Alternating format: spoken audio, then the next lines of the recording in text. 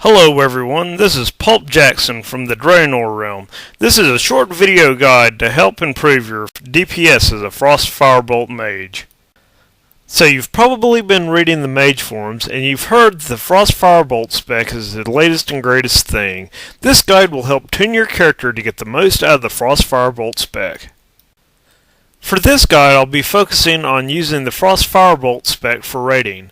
So first of all, you'll need the correct spec, which you can find at www.wowwiki.com/mage_builds. Then scroll down to the fire section, and there you should see the Frostfire build. It is 0, 51, 18. There's also 2 optional points which you can use to spec any way you want. In my build, I put those 2 additional points in flamethrowing, which increases the range of my scorches to 36 yards. Next, you need to have the right gear. As you can see, I have a few pieces of 10-man Nax gear, and the rest of my gear are blues that I've acquired from tailoring and heroic dungeons.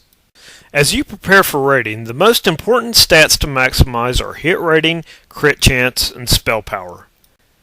The hit cap number for this build is 368, which for a level 83 raid boss, you have a base 17% chance to miss. The Elemental Precision talent will give you a 3% bonus to hit with spells, so you would need to come up with 14% hit rating from your gear. Also, if you have a Draenei in the group, they will add 1% chance to hit with their Heroic Presence, which means you would only need to come up with 342 hit rating to cap. If you're short on hit rating, Snapper Extreme is a good way to boost your hit rating by 40 points. The recipe for Snapper Extreme can be purchased in Dalaran for 3 cooking awards, and the bone scale snappers used to make it can be caught in Howling Ford, Borean Tundra, Dragonblight, Grizzly Hills, and Crystal Song Forest. If you are hit capped, I would recommend stocking up on Worm Delight. It increases your crit rating by 30, which is about a 0.66% extra chance to crit. The worm meat used to make Worm Delight can be farmed off the Jormongers in the Storm Peaks, which have an approximate 50% chance to drop worm meat. Speaking of crit rating is the next attribute you should focus on maxing out after hit rating. You should have Molten Armor up at all times, which gives you an additional 3% chance to crit. Since Frostfire benefits from fire crit chance, be sure to hover over the crit chance percentage number in your character attribute window to see your crit chance with fire. Mine is currently at 27.49%, which is about right for someone starting on level 80 raids. If you have a Moonkin Druid in your raid group, you will gain an additional 5% chance to crit from the Moonkin Aura buff. One must-have for all Frostfire mages is the Trinket Sundial of the Exiled. It can be purchased in Dalaran for 40 Emblems of Heroism.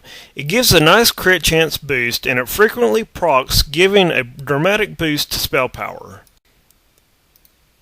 One gem that you want to have is the meta gem, Chaotic Skyflare Diamond. It gives 21 points of critical strike rating and 3% increased critical damage. I currently have mine in the Hat of Wintry Doom, which I made through tailoring. Remember, you will also need a combination of at least 2 blue, purple, or green gems in the rest of your gear for the special effect to be enabled. Another nice bonus is the 5% increased critical strike damage for having 4 pieces of Tier 7 gear. However, you probably won't be able to acquire this bonus until you've been through Nax multiple times. The 3 glyphs that you'll want are Glyph of Molten Armor, which increases your critical strike chance by 2%, Glyph of Frostfire, which increases the damage of Frostfire Bolt by 2% and its crit chance by 2%, and Glyph of Improved Scorch, which will allow you to apply 5 stacks of Scorch in only 2 casts. For enchants, you want to have the Arcanum of Burning Mysteries for your head, which is acquired from the Kirin Quartermaster after becoming revered with the Kirin. If you're not revered with the Kirin, you can use Arcanum of Power from the Shatar until you get there. For shoulder enchant, you want to use Lesser Inscription of the Storm, which requires honor with the Sons of Hodir, or Greater Inscription of the Storm, which requires Exalted with Sons of Hodir. For my back enchant, I use Lightweave Embroidery, which is created with tailoring, which occasionally procs, dealing approximately 1000 damage. If you're not a tailor, then Enchant Cloak Speed would also serve as a nice alternative by increasing haste rating. For my chest, I use 8 to all stats, but a 10 to all stats is also available. For wrist, I'm using 23 spell power, but a plus 30 spell power is also available. I have 50 spell power on my staff, but it can be upgraded with mighty spell power, which adds 63 spell power. For my gloves, I've added 20 hit rating. I've put an internal belt buckle on my belt and socketed it with a crit gem. I have Ice Walker on my boots, which increases hit rating and crit chance. I have spell power enchant on both of my rings, but that's only available if you are an enchanter. For your legs, you'll want to use either Sapphire or Brilliant Spell Thread. One way to test to see if you're ready for raids is, if you're Alliance, go to Ironforge and find the heroic training dummy outside the military ward. You'll know it's the correct one if you see a skull in the portrait when you select the training dummy. One tool that you'll need is a DPS meter. What I use is a tool called Recount, which you can download off curse.com, and then I set it to show the DPS for the current fight. The spell rotation I use is to open up with a Living Bomb. Then I cast Scorch twice. This will apply 5 stacks of Scorch since I have the improved Scorch glyph. Once those debuffs are up, I repeatedly cast Frostfire Bolt. Once Living Bomb fades, I refresh Living Bomb, and before the Scorch expires, I refresh Scorch. When Hot Streaks procs, I cast Power Blast. Some people recommend casting Scorch before Power Blast to avoid Ignite munching.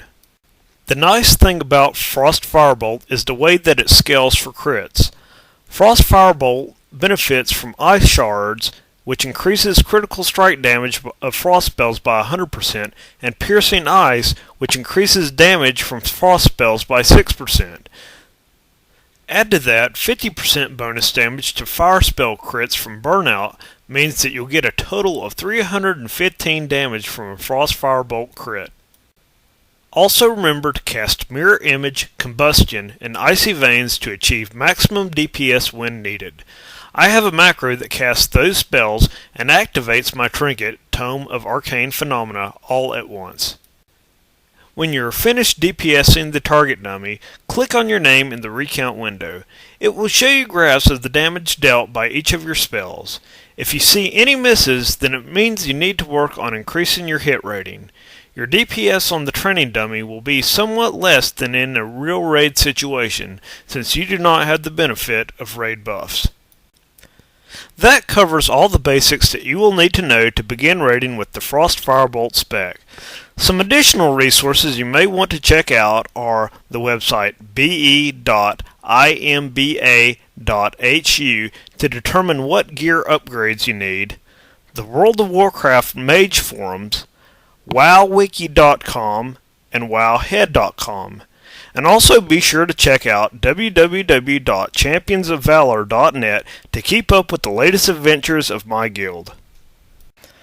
Thanks for watching this video, and good luck taking down Kel'Thuzad and the other bosses in Wrath of the Lich King.